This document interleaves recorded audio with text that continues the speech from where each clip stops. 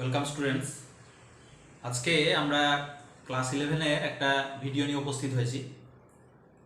তো ছাত্রছাত্রীরা, আমাদের ক্লাস 11-এর মেজারমেন্ট অ্যান্ড ডাইমেনশন একটা মেকানিক্সের ঠিক প্রাথমিক চ্যাপ্টার নিয়ে আলোচনা চলছিল। তো আমরা আগের দিন বেশ কিছুটা শেষ করেছি। আজকে আমরা বাকি অংশটা শেষ করব, বাকি অংশটা দেখব। তো মেজারমেন্ট বা যাকে বলি আমরা পরিমাপ। তো ছাত্রছাত্রীরা, তোমাদের আগের দিনে আমি বলেছি যে আমাদের ফিজিক্সের ক্ষেত্রে এই মেজারমেন্ট খুবই গুরুত্বপূর্ণ একটা বিষয়। তোমরা জানো যে আমাদের এই সমস্ত সাবজেক্টগুলোর ক্ষেত্রে প্র্যাকটিক্যালও করতে হয়, সুতরাং সেক্ষেত্রে আমাদের বেশ কিছু মেজারমেন্ট রয়েছে যেগুলো আমাদের করতে হবে। তাহলে এই ফিজিক্সের ক্ষেত্রে সঠিক এবং নির্ভুল পরিমাপ খুবই গুরুত্বপূর্ণ একটা বিষয়। তো আমাদের এক্ষেত্রে প্রথমেই একটু দেখে নিতে হবে যে এই যে মেজারমেন্ট, সেই মেজারমেন্ট অ্যান্ড ডাইমেনশনের ক্ষেত্রে এই মেজারমেন্ট আমরা কোন কোন বিষয়ে করতে পারি, তাই তো? তো আমরা মেজারমেন্ট বলতে দেখবে আমরা নিচু ক্লাস থেকেই শিখে আসছি, যেমন লেংথ বা দৈর্ঘ্যের মেজারমেন্ট হয়, যেমন মাস বা ভরের মেজারমেন্ট হয়, যেমন টাইম বা সময়ের মেজারমেন্ট হয়, যেমন ভলিউম বা আয়তনের মেজারমেন্ট হয়। তেমনি আমরা এই মেজারমেন্ট বিভিন্ন বিষয়ে করতে পারি। তো আমাদের মেনলি এখানে আলোচনা করব সেটা হলো measurement of length, measurement of mass and measurement of time. এই তিনটে মেজারমেন্ট, এছাড়াও যে মেজারমেন্টগুলো রয়েছে সেগুলো আমরা, যেমন ভলিউমের মেজারমেন্ট আমরা ক্লাস 9-এ শিখে এসেছিলাম। তাছাড়া আরও অন্যান্য মেজারমেন্টগুলো আমরা দেখবে যে প্র্যাকটিক্যালে বিভিন্ন ধরনের মেজারমেন্ট, এগুলোর মধ্যেই আমাদের এই হওয়া দৈর্ঘ্য কিংবা ভর কিংবা দেখা যায় যে আয়তন কিংবা দেখা যায় সময়, এই মেজারমেন্টগুলোই কিন্তু আমাদের মেনলি রয়েছে। তো আমরা এই যে দৈর্ঘ্যের পরিমাপ মানে দৈর্ঘ্যটাকে মাপতে হবে, সঠিক এবং নির্ভুলভাবে মাপতে হবে। কিন্তু তোমাকে হয়তো মাপতে বলা হলো, তুমি যেমন তেমন ভাবে মেপে দিলে, সেটা কিন্তু পরিমাপ নয়। এই সঠিক এবং নির্ভুল পরিমাপটা খুবই গুরুত্বপূর্ণ। তো ছাত্রছাত্রী, তোমরা জানো যে আমরা দৈর্ঘ্য বা লেংথ পরিমাপের ক্ষেত্রে প্রাথমিকভাবে যে ইনস্ট্রুমেন্ট বা যন্ত্রটা ব্যবহার করি সেটা হলো স্কেল। একটা স্কেল দিয়ে আমরা দৈর্ঘ্য মাপতে পারি। যেমন তোমরা ছোটবেলা থেকে দেখবে অঙ্কের জ্যামিতি করে আসছো, সেই জ্যামিতি বক্সের মধ্যে একটা আমাদের 15 সেন্টিমিটার বা 6 ইঞ্চির একটা স্কেল থাকে। এছাড়া দেখবে আমাদের আরেকটু বেশি দূরত্ব মাপতে গেলে আমরা টেপ বা ওই যে ফিতেগুলো রয়েছে সেইগুলো দিয়ে দেখবে আমরা লেংথগুলোকে মেজারমেন্ট করে থাকি, কিন্তু সেটাও কিন্তু একটা স্কেল। তাছাড়াও আমাদের এই ক্ষেত্রে দেখবে প্র্যাকটিক্যালে দুটো ইনস্ট্রুমেন্ট যেগুলো লেংথ মাপা বা দূরত্ব মাপার জন্য ব্যবহার হবে। একটা আমাদের রয়েছে ভার্নিয়ার ক্যালিপার বা স্লাইড ক্যালিপার যেটাকে বলা হচ্ছে, আর একটা রয়েছে স্ক্রু গেজ, যে দুটো আমাদের প্র্যাকটিক্যালে কিন্তু রয়েছে, প্র্যাকটিক্যাল করতে হবে। তো এই দুটো ইনস্ট্রুমেন্ট সেটা হাতে কলমে না দেখলে ঠিক বোঝা যায় না, যে কারণে যখন আমরা প্র্যাকটিক্যাল করব তখন দেখবে সেই দুটো ইনস্ট্রুমেন্ট সম্পর্কে আমরা বিস্তারিতভাবে শিখব। তার লিস্ট কাউন্ট বলতে কি বুঝি, ভার্নিয়ার কনস্ট্যান্ট কাকে বলে, পিচ বলতে কি বুঝি, আমি জাস্ট একটু সংক্ষেপে বলবো। কিন্তু সেই যন্ত্রগুলো সম্পর্কে ভালোভাবে শিখতে গেলে আমাদের কিন্তু হাতে কলমে শিখতে হবে। বুঝতেই পারছো, ওগুলো প্র্যাকটিক্যাল ইনস্ট্রুমেন্ট। তো যাই হোক, আমরা এই যে লেংথের মেজারমেন্ট, এই যে বিভিন্ন রকমের দৈর্ঘ্যের পরিমাপ, এই দৈর্ঘ্যের পরিমাপগুলো আমরা মেনলি দুটো মেথডে করে থাকি। একটাকে বলবো আমরা ডাইরেক্ট মেথড, মানে প্রত্যক্ষ পদ্ধতি যেটা। এই ডাইরেক্ট মেথডের মধ্যে কোনগুলো পড়বে? ধরো তোমাকে কোন একটা পেন্সিলের দৈর্ঘ্য বা একটা পেনের দৈর্ঘ্য মাপতে দিলাম, তুমি কি করবে? সরাসরি একটা স্কেল নিয়ে এসে দেখে নেবে যে এটার দৈর্ঘ্যটা কত। এটাকে বলবো আমরা ডাইরেক্ট মেথড। মানে সরাসরি তুমি এই যে সেন্টিমিটার বা ফুট বা ইঞ্চির যে একক, সেই এককের সঙ্গে আমরা দেখতে পাচ্ছি যে এই স্ট্যান্ডার্ড কিছু ভ্যালুর সঙ্গে আমরা সরাসরি এটা পরিমাপ করছি।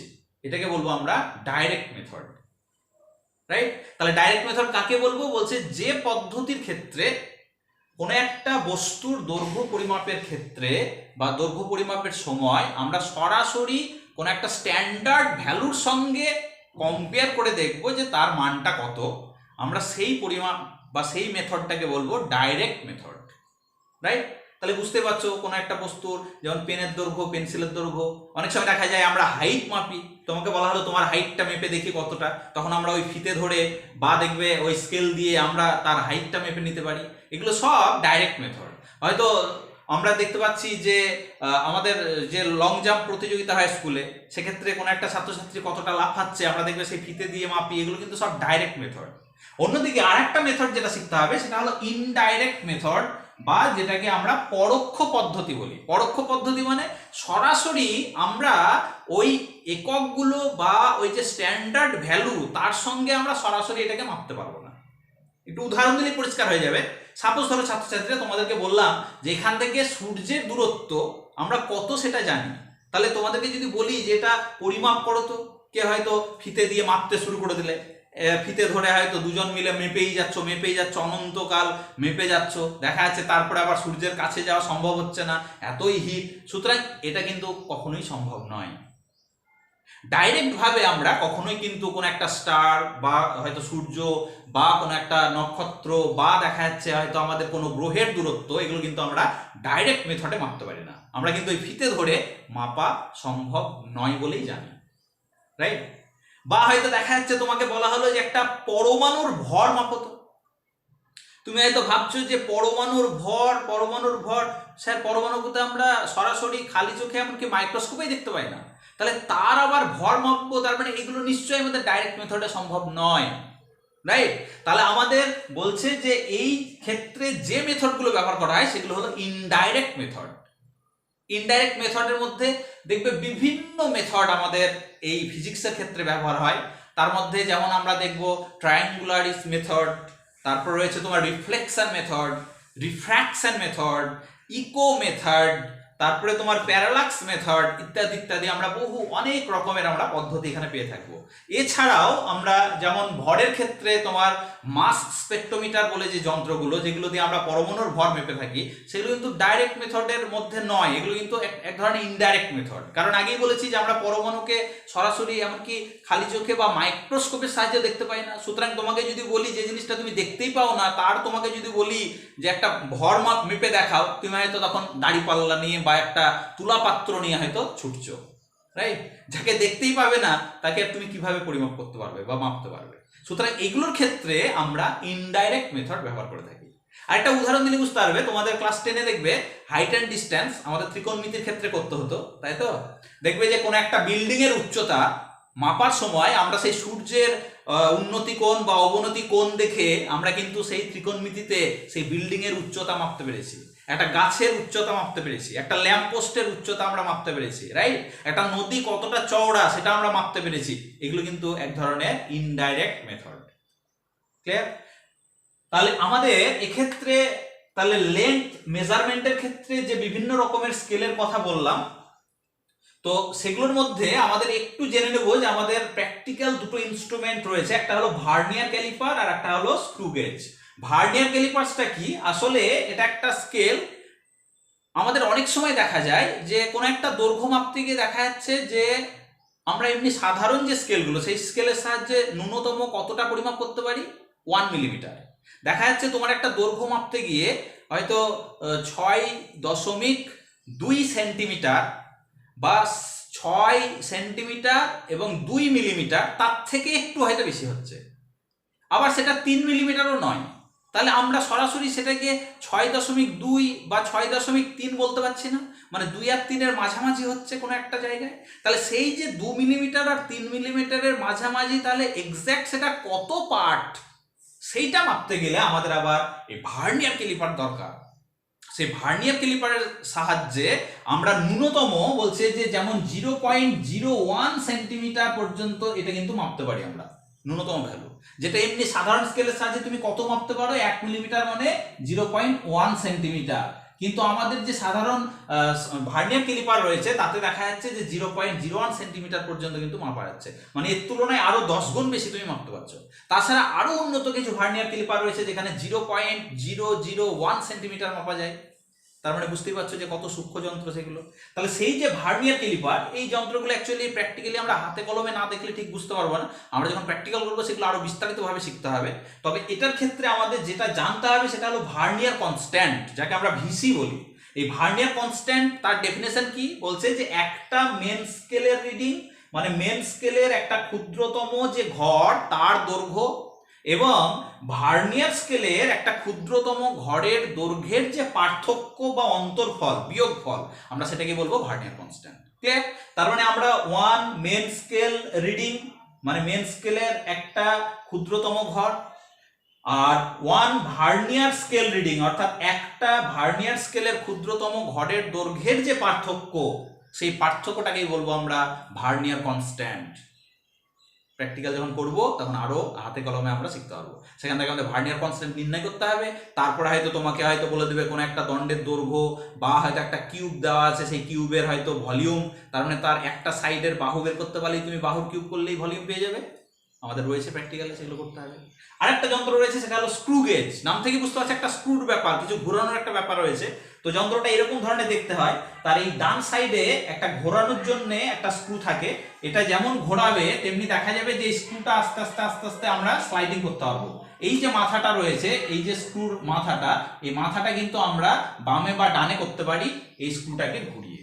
এই যন্ত্রটাকে বলি আমরা স্ক্রু গেজ। এটার সাহায্যে আমরা সেই রকম ক্ষুদ্র লেন্থ বা ডেপথ বা দেখা যাচ্ছে কারো উইথ, এগুলো কিন্তু আমরা মাপতে পারি এই আমাদের স্ক্রু গেজের সাহায্যে। তাহলে এই স্ক্রু গেজের ক্ষেত্রে আমাদের যেটা শিখতে হবে সেটা হলো স্ক্রু পিচ। স্ক্রু গেজের ক্ষেত্রে দুটো স্কেল থাকে, একটা আছে সার্কুলার স্কেল আর একটা আছে এই দিক বরাবর লিনিয়ার স্কেল। সার্কুলার স্কেলটা কি, তুমি যে স্ক্রুটাকে ঘোরাচ্ছ সেটার গায়ে আবার মোটামুটি 0 থেকে 100 পর্যন্ত দাগ কাটা থাকে, ওটাকে বলি আমরা সার্কুলার স্কেল, মানে এই দিক বরাবর দাগ কাটা থাকবে, এটা হলো সার্কুলার স্কেল রিডিং। আর সাইড বরাবর এটা বামে বা ডানে কতটা যাচ্ছে, আগু পিছু কতটা হচ্ছে, এটা জানার জন্য আমাদের আরেকটা রয়েছে সেটা হলো লিনিয়ার স্কেল। তাহলে স্ক্রু পিচ বিষয়টা কি, স্ক্রু পিচ বলছে যে কোনো একটা স্ক্রু গেজের স্ক্রুটার বা তার সার্কুলার স্কেলের টোটাল কমপ্লিট একবার রোটেশনের জন্য, মানে 0 থেকে 100টা ঘর পার হওয়ার জন্য, তাতে লিনিয়ার স্কেল বরাবর স্ক্রুটা যতটা এগিয়ে যায় আমরা বা যতটা পিছিয়ে আসে আমরা সেটাকেই বলবো তার স্ক্রু পিচ। তার মানে সার্কুলার স্কেলের একটা কমপ্লিট রোটেশনের জন্য লিনিয়ার স্কেলের যে অগ্রগতি আমরা সেটাকেই বলবো স্ক্রু পিচ। এই স্ক্রু পিচের ক্ষেত্রে এটা মেজারমেন্টের পর আমাদের যেটা বের করতে হয় সেটা হলো লিস্ট কাউন্ট, যাকে আমরা সি দ্বারা ডিনোট করি। এই লিস্ট কাউন্ট কি, লিস্ট কাউন্ট মানে এই স্ক্রু পিচকে তুমি এবার সার্কুলার স্কেলের মোট কতগুলো ঘর আছে সেই নাম্বার ডিভিশন দিয়ে ভাগ করে দাও। ধরো আমাদের এই স্ক্রু গেজের ক্ষেত্রে 100টা সার্কুলার স্কেলে ঘর রয়েছে, 0 1 2 3 4 করে 100টা ঘর কাটা আছে। তাহলে এই ক্ষেত্রে আমাদের কত, তার মানে আমাদের বৃত্তীয় স্কেলের মোট ঘর সংখ্যা বা সার্কুলার স্কেলের মোট নাম্বার ডিভিশন কত, 100, যেটাকে আমরা এন দ্বারা ডিনোট করছি। আর ওপরে থাকবে কি, ওপরে থাকবে পিচটা, তার মানে পিচ বাই আমাদের সার্কুলার স্কেলের নাম্বার ডিভিশন, এটাকেই বলবো আমরা লিস্ট কাউন্ট। তো ছাত্রছাত্রীরা আগেই বলেছি এই যন্ত্রগুলো একটু হাতে কলমে না দেখলে, সরাসরি না দেখলে বিষয়গুলো বোঝা যায় না। আমরা যখন প্র্যাকটিক্যাল করব তখন বিস্তারিতভাবে বিষয়টা কিন্তু শিখবো। ক্লিয়ার? আমাদের প্র্যাকটিক্যাল রয়েছে এগুলোর উপরে। তাহলে এগুলো হলো আমাদের দৈর্ঘ্য মাপার, সূক্ষ্ম দৈর্ঘ্য মাপার কিছু যন্ত্রের নাম। নেক্সট আমরা এবার যেটা দেখবো সেটা হলো আমাদের মিটার। এই মিটার, এই যে এককটা, এটা আমরা প্রত্যেকেই জানি যে এটা এসআই পদ্ধতিতে দৈর্ঘ্য মাপার একটা একক।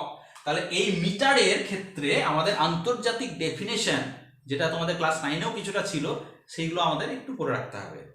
তো এগুলো হয়তো এই ডেফিনেশনগুলো 9-এর জন্য ইম্পর্টেন্ট ছিল, এখন হয়তো সেইভাবে ইম্পর্টেন্ট অতটা বা তোমাকে হয়তো ডেফিনেশন লিখতে দেবে না, কিন্তু আমরা যেহেতু পড়ছি সুতরাং আমাদের জেনে রাখতে হবে। যে কেউ তোমাকে জিজ্ঞেস করলো, হ্যাঁ সায়েন্স নিয়ে পড়ছিস বল মিটারের সংখ্যাটা বল দেখি, তাহলে আমাদের মনে রাখতে হবে কিন্তু, বা পরীক্ষাতে দেবে না এটাও বলা যায় না। তাহলে 1 মিটারের যে আন্তর্জাতিক সংজ্ঞা সেটা তোমরা পড়েছিলে, যে আমাদের যে আন্তর্জাতিক অফিস সেটা কোথায় রয়েছে, ফ্রান্সের প্যারিস শহরে, তাই তো? সেই ফ্রান্সের প্যারিস শহরে International Bureau of Weights and Measure দপ্তরে একটা প্ল্যাটিনাম ইরিডিয়াম ধাতুর তৈরি একটা দণ্ড রয়েছে। সেই দণ্ডের 2 প্রান্তে 2টো চিহ্নিত ঘর রয়েছে এবং এই দণ্ডটাকে 0 ডিগ্রি সেলসিয়াস তাপমাত্রায় রাখা আছে। তাহলে এই অবস্থায় এই 2টো চিহ্নিত দাগের মধ্যবর্তী যে দূরত্ব আমরা সেটাকেই বলি 1 মিটার। এটা একটা ডেফিনেশন ছিল, তাই তো? এছাড়াও আরেকটা ডেফিনেশন আমরা জানি যে আলোর বেগ কত, তোমরা 3 × 10⁸ মিটার পার সেকেন্ড, তার মানে 1 সেকেন্ডে আলো যায় 3 × 10⁸। এটা আরো সূক্ষ্মভাবে বললে এটা অ্যাকচুয়াল মানটা 299792458 এত মিটার। তার মানে আলো 1 সেকেন্ডে 299792458 মিটার যায়। আমরা এটা অ্যাপ্রক্সিমেটলি কত ধরে নিই, এটাকে প্রায় প্রায় 3 × 10⁸ মিটার ধরা হয়, তাই তো? তাহলে এক্ষেত্রে বলছে 1 সেকেন্ডে আলো যদি এত মিটার পথ যায়, তাহলে আমরা ঘুরিয়ে বলতে পারি যে 1/299792458 এত সেকেন্ডে আলো যে পথ অতিক্রম করবে আমরা সেটাকে বলবো 1 মিটার, রাইট?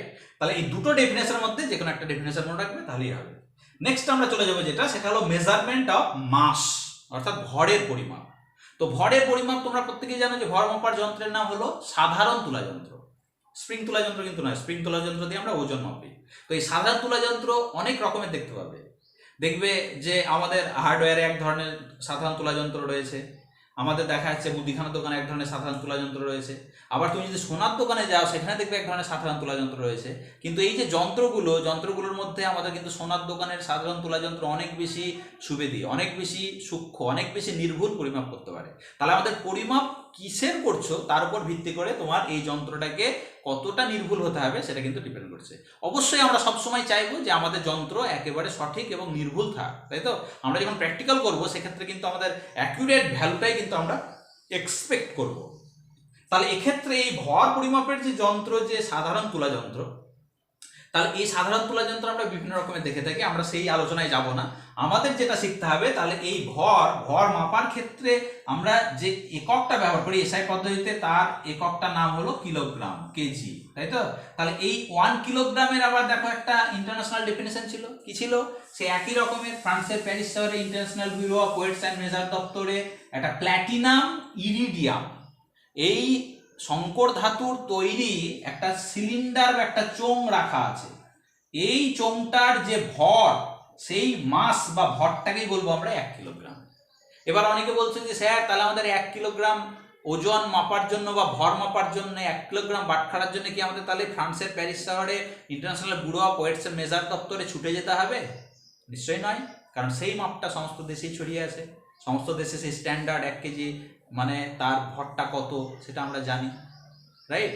তাহলে আমাদের এই ইন্টারন্যাশনাল ডেফিনেশন বলতে গেলে এটা আমরা 9এও পড়ে এসেছিলাম।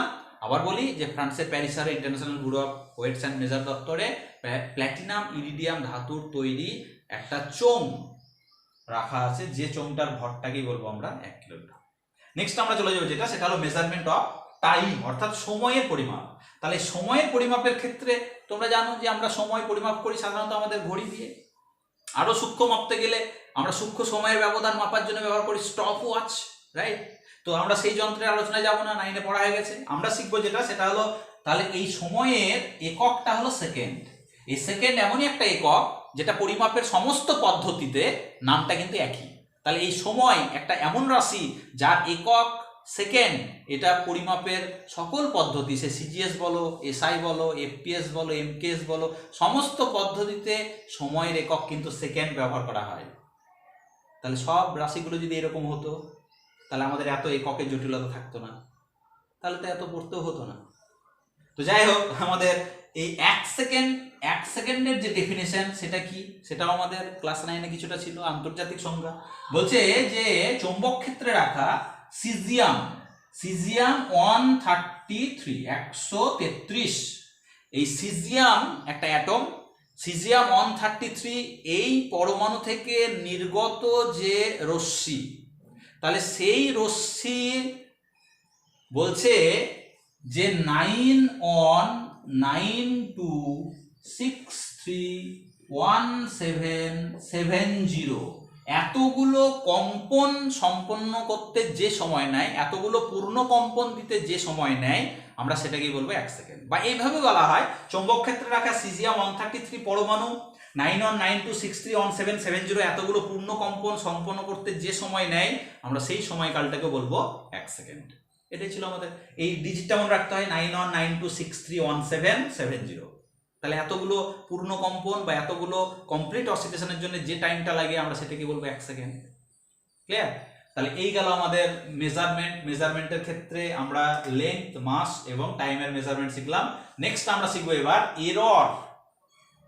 এরর ইন মেজারমেন্ট, অর্থাৎ আমাদের ছাত্রছাত্রীদের তোমরা প্রত্যেকেই জানো যে আমরা যে কোনো রাশি যখন পরিমাপ করি সেই পরিমাপ কিন্তু একেবারে নির্ভুলভাবে আমরা সবসময় করে উঠতে পারি না, একদম অ্যাকুরেট পরিমাপ করতে পারি না। আমাদের জানতে বা আমাদের অজান্তেই কিছু এরর অনেক সময় চলে আসে, বা কিছু ত্রুটি বলি যেগুলোকে আমরা, অনেক সময় ত্রুটি কিন্তু চলে আসে। আমাদের শিখতে হবে সেই এররগুলো কি কি ধরনের এরর আমাদের এই মেজারমেন্টের ক্ষেত্রে আসতে পারে। আমরা সবসময় চেষ্টা করব এররটাকে যতটা পারা যায় মিনিমাইজ করা, কম করার চেষ্টা করব, কিন্তু একেবারে এরর ফ্রি করাটা কিন্তু বাস্তবে বা প্র্যাকটিক্যালি এটা সম্ভব নয়। সুতরাং আমাদের এরর কিছুটা থাকবেই, কিন্তু আমরা সবসময় আমাদের লক্ষ্য রাখবো এই এররটাকে যাতে ন্যূনতম করা যায়, মিনিমাইজ করা যায়। তাহলে আমরা দেখব যে সেই এরর মেজারমেন্টের ক্ষেত্রে যে এররগুলো রয়েছে, সেই এররগুলো কি কি ধরনের এরর্স রয়েছে সেটা আমাদের দেখতে হবে। আমরা মেনলি এই যে এরর্সগুলো পাই, সেই এরর্সের মধ্যে আমাদের মেনলি দুটো টাইপের এরর এখানে আসতে পারে। একটা টাইপ, প্রথম যে টাইপটা, সেটাকে বলি আমরা সিস্টেমেটিক এরর বা বিন্যস্ত ত্রুটি, সিস্টেমেটিক এরর বলা হচ্ছে এটাকে, সিস্টেমেটিক এরর। আর আরেকটা টাইপের যেটা, সেটা হলো আমাদের র্যান্ডম এরর বলা হচ্ছে। সিস্টেমেটিক এরর বা বিন্যস্ত, আর র্যান্ডম মানে এলোমেলো বা অবিন্যস্ত ত্রুটি।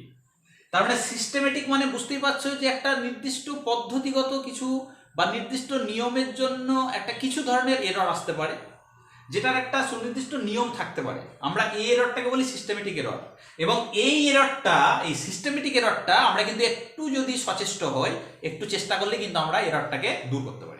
অন্যদিকে যে র্যান্ডম এররটা আসছে, আমাদের জানতে বা অজান্তে, জানা বা অজানা কোনো কারণের জন্য যে এররটা আসছে, যে এররটাকে আমরা হাজার চেষ্টা করেও দূর করতে পারি না, আমরা সেই এররটাকে বলবো র্যান্ডম এরর। এটা হয়তো এক্ষুনি এররটা নাই, পরক্ষণে হয়তো আবার আসতে পারে, বা হয়তো এররটা একটু কম ছিল, পরক্ষণে হয়তো একটু এররটা বেড়ে গেল। এই এররটাকে বলি আমরা র্যান্ডম এরর। র্যান্ডম এরর কিন্তু আমাদের কন্ট্রোল করার জন্য আমাদের হাত নেই, অর্থাৎ এটা যে কোনো ভাবে আসতে পারে, কিন্তু সিস্টেমেটিক এররটাকে আমরা দূর করতে পারি।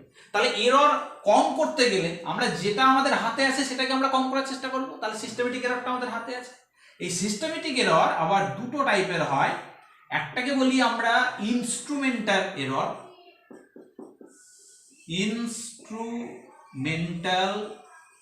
এরর, আর আরেকটাকে বলবো যেটা, সেটা হলো আমাদের পার্সোনাল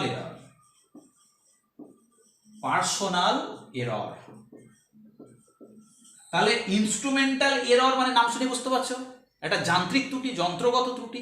দেখা যাচ্ছে তোমার একটা যন্ত্র বহু পুরনো কালে, সে হয়তো ঠাকুরদার আমলের যন্ত্র, তার মানে সেটা পুরনো হয়ে গেছে, তার মানে তার এরর আসার সম্ভাবনা বেড়ে গেছে। তুমি যদি সেই যন্ত্রের পরিবর্তে একটা নতুন এবং একদম আধুনিক, উন্নত, ডিজিটাইজড যদি যন্ত্রটা নিয়ে আসতে পারো, তাহলে দেখা যাবে এই এররটা তুমি কমিয়ে নিতে পারো। আমরা যন্ত্রের কারণে যে এররটা বলি সেটাকে বলবো আমরা ইনস্ট্রুমেন্টাল এরর। ক্লিয়ার? তাহলে এই এরর তুমি যদি একটু উন্নত মানের যন্ত্র যদি ব্যবহার করো, আধুনিক যন্ত্র যদি ব্যবহার করো, তাহলে কিন্তু এই এররটাকে আমরা দূর করতে পারি। নেক্সট যে এররটা রয়েছে সেটা হলো পার্সোনাল এরর। পার্সোনাল এরর মানে দেখা যাচ্ছে এটা তুমি হয়তো প্র্যাকটিক্যাল করতে গিয়ে হয়তো অমনোযোগী আছো, কারোর সঙ্গে গল্প করছো, হয়তো রিডিংটা দেখতে তোমার ভুল হয়ে গেল, অ্যাকচুয়াল রিডিংটা হয়তো 2.4 ছিল, তুমি হয়তো ওটাকে 2.3 ধরে নিলে। তার মানে এটা আমাদের ব্যক্তি নির্ভর ত্রুটি।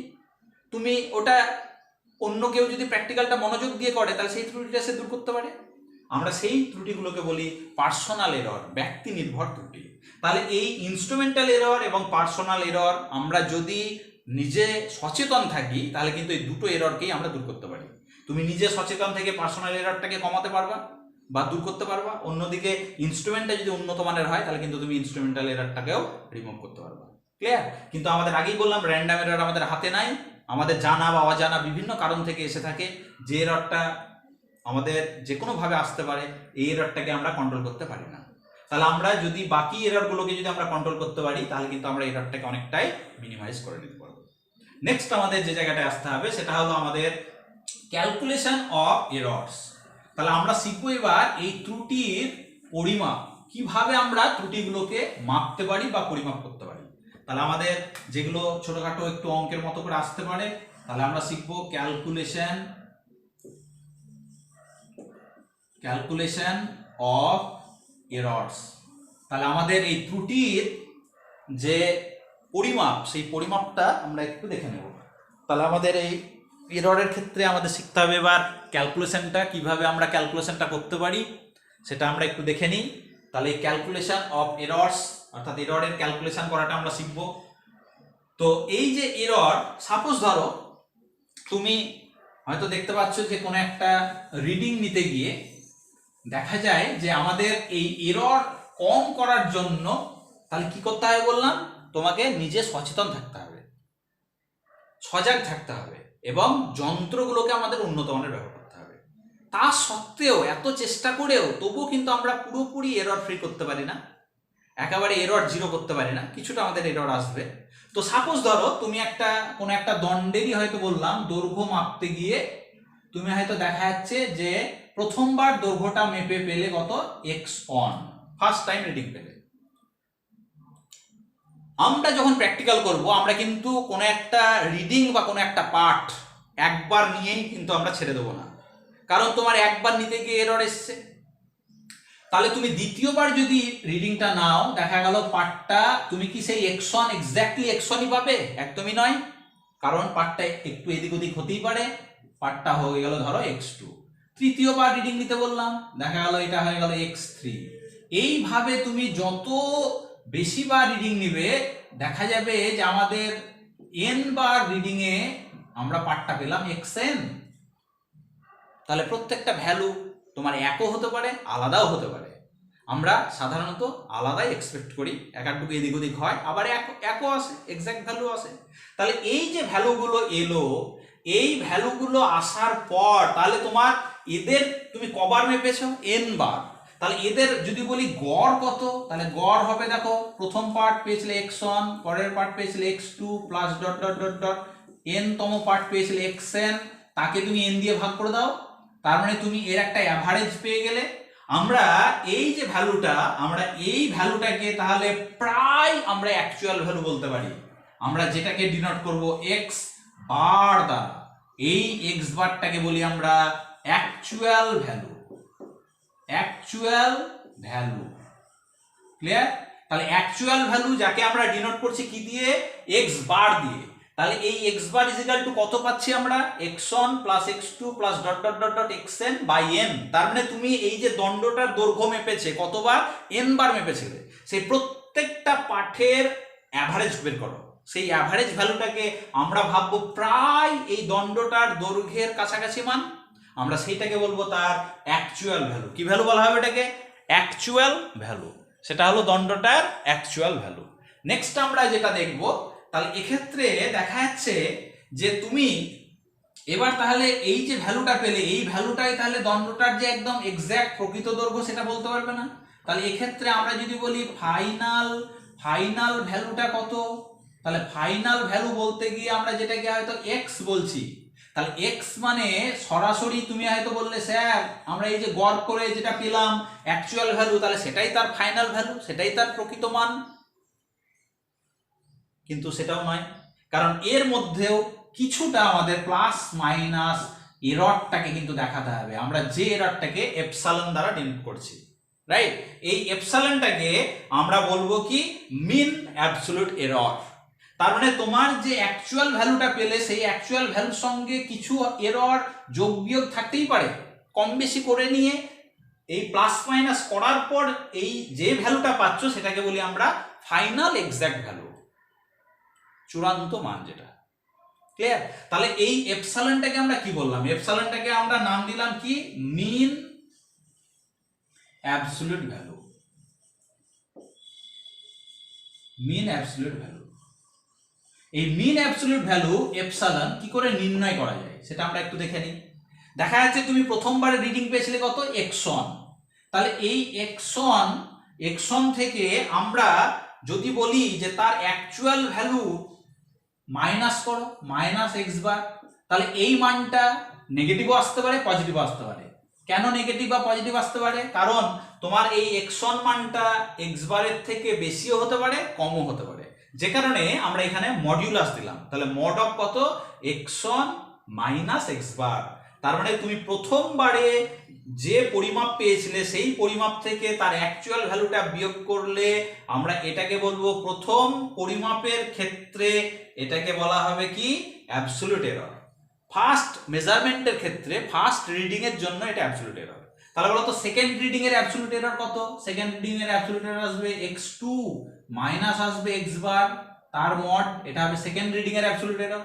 তাহলে এই রকম তুমি প্রত্যেকটা রিডিং এর জন্য একটা করে অ্যাবসলিউট এরর পাবে plus dot dot dot dot n তম রিডিং এর জন্য অ্যাবসলিউট এরর আসবে xn, তুমি যে মানটা পেয়েছিলে সেখান থেকে তোমার অ্যাকচুয়াল ভ্যালু এই অ্যাভারেজ ভ্যালুটা মানে x বারটাকে বিয়োগ করো, তার মডুলাস নাও, এটা হলো n তম মেজারমেন্টের জন্য আমাদের এটা হলো অ্যাবসলিউট এরর, রাইট? তাহলে এই সমস্ত ফার্স্ট টাইমের অ্যাবসলিউট এরর, সেকেন্ড টাইমের অ্যাবসলিউট এরর, থার্ড টাইমের absolute error plus dot dot dot dot n টাইমের অ্যাবসলিউট এরর সবগুলোকে যোগ করে তুমি যদি n দিয়ে ভাগ করে দাও মানে অ্যাবসলিউট এরর গুলোর একটা অ্যাভারেজ নিলে সেই মানটাকে বলবো আমরা মিন অ্যাবসলিউট এরর, যাকে এপসাইলন দ্বারা ডিনোট করা হবে, এপসাইলন, রাইট? এই চিহ্নটাকে বলি আমরা এপসাইলন।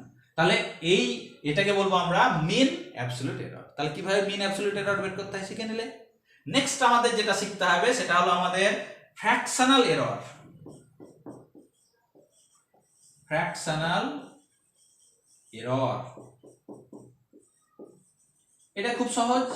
ফ্র্যাকশনাল এরর মানে তুমি যে মিন অ্যাবসলিউট এরর পেলে এপসাইলন, তাকে এই ফাইনাল অ্যাবসলিউট ভ্যালু x দিয়ে ভাগ করে দাও, তাহলে এটা পেয়ে যাবো আমরা ফ্র্যাকশনাল এরর, যেটাকে বলা হচ্ছে আমাদের এই mean absolute error by final value.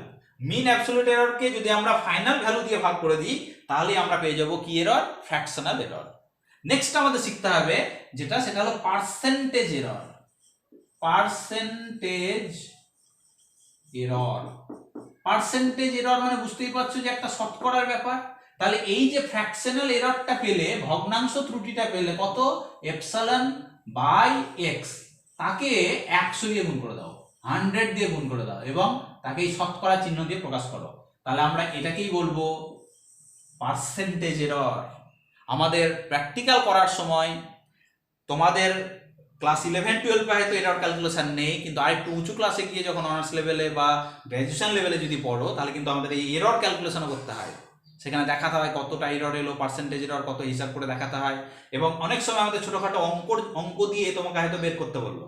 যেমন হয়তো একটা দণ্ডের পার্ট মাপতে গিয়ে তুমি প্রথমবার পার্ট পেলে হয়তো 10.12 সেন্টিমিটার, পরের বার পেলে 10.14 সেন্টিমিটার, পরের বার পেলে হয়তো 10.11 সেন্টিমিটার, পরের বার পেলে হয়তো 10.12 আবার পেলে হয়তো সেন্টিমিটার। তাহলে এই রকম করার পর তোমাকে হয়তো বলে অ্যাকচুয়াল ভ্যালু কত, তাহলে এই যতবার মাপলে তাকে সেই সংখ্যা দিয়ে ভাগ করে দাও, তাহলে অ্যাকচুয়াল ভ্যালু পেয়ে যাবে। ফাইনাল ভ্যালু কত, তার মানে তার অ্যাকচুয়াল ভ্যালুর সঙ্গে তোমাকে এখানে মিন অ্যাবসলিউট ভ্যালুটা যোগ করতে হবে। মিন অ্যাবসলিউট ভ্যালু বের করতে গেলে প্রথমবারে মাপ বা যে মানটা পেলে তা সেখান থেকে বিয়োগ করতে হবে তোমাকে অ্যাকচুয়াল ভ্যালু। এইভাবে সমস্ত ভ্যালুগুলোর ক্ষেত্রে যে অ্যাবসলিউট ভ্যালু পাচ্ছ তার অ্যাভারেজ নিতে হবে, সেটাকে বলবো আমরা মিন অ্যাবসলিউট ভ্যালু। আর সবশেষে আমরা ফ্র্যাকশনাল এরর। ফ্র্যাকশনাল এরর মানে মিন অ্যাবসলিউট ভ্যালুকে আমাদের ভাগ করতে হবে ফাইনাল ভ্যালু দিয়ে, আর পার্সেন্টেজ এরর মানে মিন অ্যাবসলিউট ভ্যালুকে ফাইনাল ভ্যালু দিয়ে ভাগ করার পর তাকে 100 দিয়ে গুণ করে দাও, পার্সেন্টেজে প্রকাশ করে দাও। ক্লিয়ার? তাহলে এতগুলো ধরনের আমাদের এরর ক্যালকুলেশন কিন্তু শিখতে হবে। নেক্সট আমাদের যেটা শিখতে হবে সেটা হলো সিগনিফিক্যান্ট ফিগার বা সিগনিফিক্যান্ট ডিজিট, তাৎপর্যপূর্ণ অঙ্ক। তোমরা দেখবে নিচু ক্লাসে ক্লাস 7-8 থেকে এই সিগনিফিক্যান্ট ফিগার বা সিগনিফিক্যান্ট ডিজিট বিষয়টা কিন্তু শিখে এসছো। তাহলে সেই বিষয়টা কি ছিল আমরা একটু যদি জানার চেষ্টা করি, তাহলে আমাদের শিখতে হবে সেই সিগনিফিক্যান্ট ফিগার বা সিগনিফিক্যান্ট ডিজিট। আমরা শিখবো এবার সিগনিফিক্যান্ট ফিগার বা যাকে সিগনিফিক্যান্ট ডিজিটও বলা হয়। তাহলে এই সিগনিফিক্যান্ট ফিগার বা সিগনিফিক্যান্ট ডিজিট যেটা, বিষয়টা কি একটু বলে নিই। দেখা যাচ্ছে তুমি কোনো একটা দণ্ডের দৈর্ঘ্য মাপতে গিয়ে দেখা গেল যে তার দৈর্ঘ্যটা এলো হয়তো 20.4। আরেকজনকে মাপতে দিলাম, সে বলছে না স্যার এই দণ্ডটার দৈর্ঘ্য হয়তো 20.3 মতো আসছে। তার মানে আমাদের অ্যাকচুয়াল ভ্যালুটা দেখো 3, এই দশমিকের পরের ভ্যালুটা 3ও নয় 4ও নয়, হয়তো মাঝামাঝি কোনো একটা জায়গায়, হয়তো 3.5 বা হয়তো 3.36 এরকম হয়তো কিছু একটা ছিল। তার মানে আমাদের দেখা যাচ্ছে যে আমরা মাপতে গিয়ে 3 না 4 এটা কিন্তু সঠিকভাবে বলতে পারছি না। 3-এর থেকে একটু হয়তো বেশি হচ্ছে, আবার মনে হচ্ছে যেন 4-এর থেকে একটু কম আছে, রাইট? তাহলে দেখো এই শেষের ফিগারটা কিন্তু আমরা কিন্তু প্রকৃত মান বলতে পারছি না। হয়তো কেউ 20.3 বলছে, কেউ বলছে 20.4, মানে 3 আর 4-এর হয়তো মাঝামাঝি কোথাও হয়তো পাচ্ছ, রাইট? তাহলে এক্ষেত্রে আমাদের মোট কটা ডিজিট রয়েছে? দেখো 3টে ডিজিট। এই 3টে ডিজিটের মধ্যে শেষের ডিজিটটা এটা কিন্তু আমরা অ্যাকচুয়াল ভ্যালুটা বলতে পারছি না। তাহলে এই মেজারমেন্টের জন্য আমরা যদি বলি সিগনিফিক্যান্ট ডিজিট কতটা, তোমরা অবশ্যই বলবে যে এখানে সিগনিফিক্যান্ট ডিজিট রয়েছে 3টে। তাহলে number of significant digit 3। Clear? তার মানে তোমার এখানে দেখা যাচ্ছে যে শেষের ডিজিটটা বাদ দিয়ে বাকি মানটা কিন্তু তুমি সঠিকভাবে নির্ণয় করতে পারছো। 20টা কিন্তু সঠিক, কিন্তু শেষের এই যে 0.3 হবে না 0.4 হবে, এটা হয়তো সঠিক আসছে না। তার মানে যতগুলো ডিজিট থাকবে তার মধ্যে শেষেরটা বাদ দিয়ে বাকিগুলো যদি আমরা সঠিকভাবে নির্ণয় করতে পারি, তাহলে সেক্ষেত্রে মোট যতগুলো ডিজিট সেই সংখ্যাটাই হবে তার সিগনিফিক্যান্ট ডিজিট। ঠিক আছে? এটা নির্ণয় করতে পারোনি বলে এটাকে আবার বাদ দিয়ে দিও না। তার মানে 2 আর 0 মানে দুটো সিগনিফিক্যান্ট ডিজিট কিন্তু নয়, আমাদের 3টে সিগনিফিক্যান্ট ডিজিটই রয়েছে। আরো সুন্দরভাবে বলে দিই, দেখো দেখ, সাপোজ ধরো তোমাদের এখানে হয়তো বললাম যে 200, বলো তো এখানে সিগনিফিক্যান্ট ডিজিট কটা আছে? 3টে। তোমাকে হয়তো বললাম 2001, এখানে সিগনিফিক্যান্ট ডিজিট কটা? 4টে সিগনিফিক্যান্ট ডিজিট। 200 হয়তো 01 বললাম, 1 2 3 4 5, সিগনিফিক্যান্ট ডিজিট কটা? 5টা সিগনিফিক্যান্ট ডিজিট। তাহলে আমাদের মোট অঙ্ক সংখ্যাটা হিসাব করতে হবে, তাতে দশমিক থাক দশমিক না থাক, আমাদের টোটাল নাম্বার অফ ডিজিটটা হিসাব করতে হবে। এবং মনে রাখবে এখানে তাহলে কোনটার ক্ষেত্রে আমাদের সঠিক ভ্যালুটা আমরা বসাতে পারছি না? একদম শেষের ডিজিটটা, আমরা যেটাকে বলি লিস্ট সিগনিফিক্যান্ট ডিজিট, শেষের ঘরে যেটা রয়েছে। আর একদম বাম দিকে যে সংখ্যাগুলো থাকে তাদেরকে বলি আমরা মোস্ট সিগনিফিক্যান্ট ডিজিট। এই যে লিস্ট সিগনিফিক্যান্ট ডিজিট, এই 1, এই যে ভ্যালুটা, এটা হয়তো দেখা যাচ্ছে 1 হয়তো প্রকৃত মান নয়, 1-এর থেকে একটু বেশি ছিল বা হয়তো 1-এর থেকে একটু কমও ছিল। তার মানে আমাদের এই ভ্যালুটা কিন্তু আমরা প্রকৃত মান পাইনি, কিন্তু তবুও আমাদের এখানে টোটাল সিগনিফিক্যান্ট ডিজিট হিসাবে 1 2 3 4 5টাই কিন্তু বলতে হবে। ক্লিয়ার? এইবার হয়তো দেখা গেল কি, দেখা যাচ্ছে তোমার 0.001 আছে, বলো তো এখানে সিগনিফিক্যান্ট ডিজিট কটা?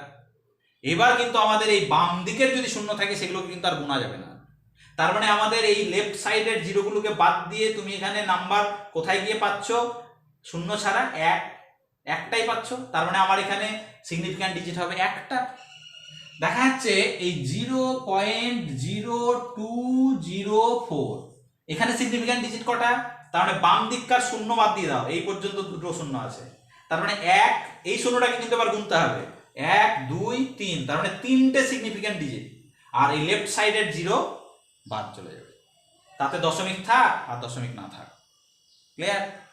কিন্তু যদি মাঝের 0 থাকে সেটা কিন্তু গুনতে হবে, যদি রাইট সাইডের 0 থাকে সেটা কিন্তু গুনতে হবে। দেখা যাচ্ছে এখানে এই 0.02040 এরকম আছে, তাহলে এখানে তোমার সিগনিফিক্যান্ট ডিজিট কটা?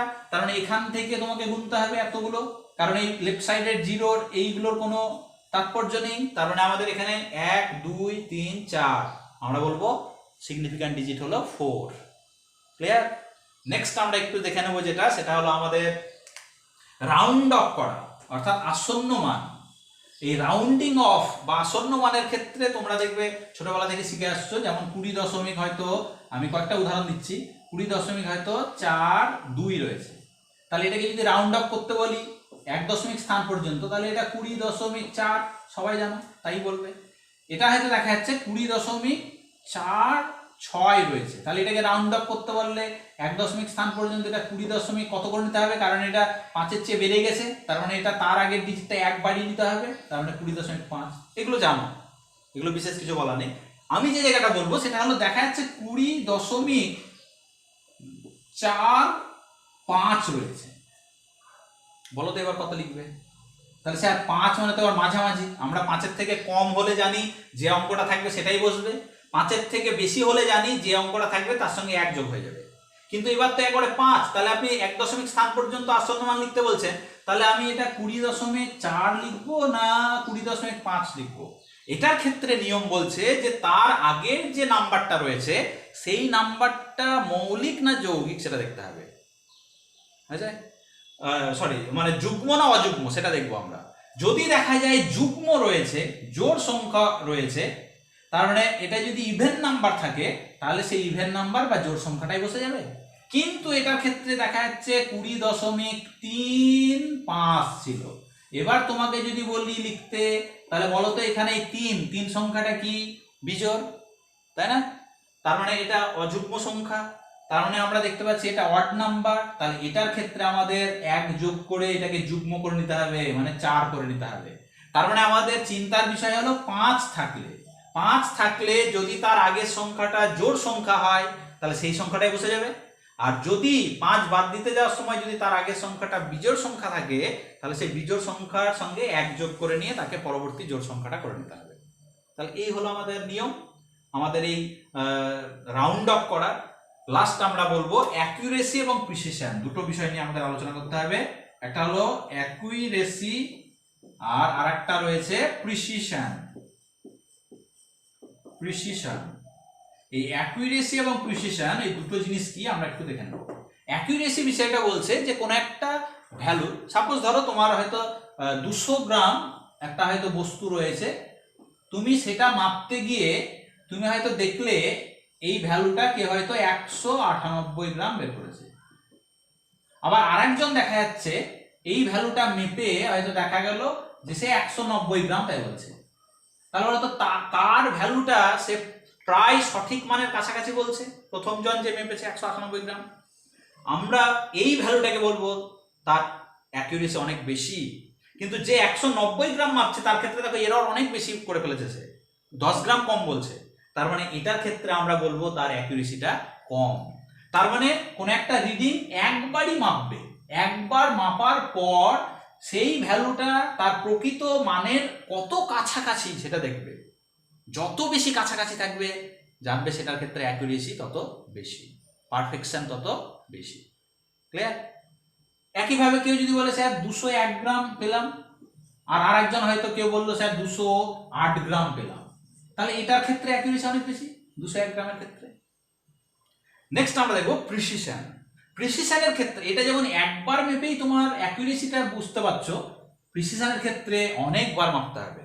সাপোজ দেখা গেল একজন মাপছে এই 200 গ্রাম মাপার সময় একবার 198 মাপলো, একবার 199 মাপলো, একবার দেখা যাচ্ছে সে 198 মাপছে, আর একবার দেখা যাচ্ছে সে 201 মাপছে, আর একবার দেখা যাচ্ছে সে একেবারে 200 মাপছে, আর একবার দেখা যাচ্ছে সে 197 মাপছে। 1 2 3 4 5 6 6বার মাপলো, একজন মাপলো 6বার, তাতে 198 বের করলো প্রথমবার, তারপরের বার 199, পরের বার 198, 201, 200, 197। আরেকজনকে 6বার মাপতে বললাম, সে আবার মাপছে দেখো প্রথমবার 197, পরের বার 187, পরের বার দেখা যাচ্ছে 215, পরের বার দেখা যাচ্ছে যে 190, পরের বার দেখা যাচ্ছে যে 200 হয়তো 7, রাইট? পরের বার দেখা যাচ্ছে সে আবার বলছে স্যার 185। তাহলে বলছে এই যে ভ্যালুগুলো এও 6বার মাপলো, এও 6বার মাপলো, কিন্তু দেখো প্রথম জন যে মেপেছে তার ভ্যালুগুলো কিন্তু অনেক কাছাকাছি, অনেক কাছাকাছি। যেমন 198 পেয়েছে, 199 পেয়েছে, 198 পেয়েছে, 201 পেয়েছে, 200 পেয়েছে, 197। যার ক্ষেত্রে ভ্যালুগুলো এই সমস্ত ভ্যালুগুলো খুব কাছাকাছি থাকবে জানবে তার প্রিসিশন অনেক বেশি। কিন্তু অপরজন যে মেপেছে সে দেখে একবার 197, পরের বার সে আবার বলছে স্যার 187, পরের বার বলছে 215 স্যার, পরের বার আবার 190, পরের বার 207, পরের বার বলছে 185। তার মানে এই ভ্যালুগুলো কিন্তু অনেক দূরে দূরে, মানে কাছাকাছি ভ্যালু সে কিন্তু আনতে পারছে না। তার মানে এ যে প্র্যাকটিক্যালটা করছে বা মাপছে এ কিন্তু অত পটু নয়, এক্সপার্ট নয়, এ কিন্তু অনেক বেশি এরর আনছে। তার মানে এর পরিমাপের ক্ষেত্রে প্রিসিশনটা অনেক কম। তাহলে প্রিসিশনের ক্ষেত্রে আমাদের অনেকবার মেপে দেখতে হবে, অনেকবার মাপার পর ভ্যালুগুলো যদি খুব কাছাকাছি আসে জানবে সেক্ষেত্রে প্রিসিশন বেশি, আর ভ্যালুগুলো যদি খুব কাছাকাছি না হয় সেটার ক্ষেত্রে জানবো আমরা প্রিসিশন বেশি নয়। কিন্তু অ্যাকিউরেসির ক্ষেত্রে একবারই মাপা হয়, একবার মেপেই দেখা হয় যে ভ্যালুটা তার প্রকৃত ভ্যালুর কত কাছে আসছে, রাইট? তাহলে আমাদের শেষ হলো এই মেজারমেন্ট অ্যান্ড ডাইমেনশন। আজকের মতো এইটুকুই।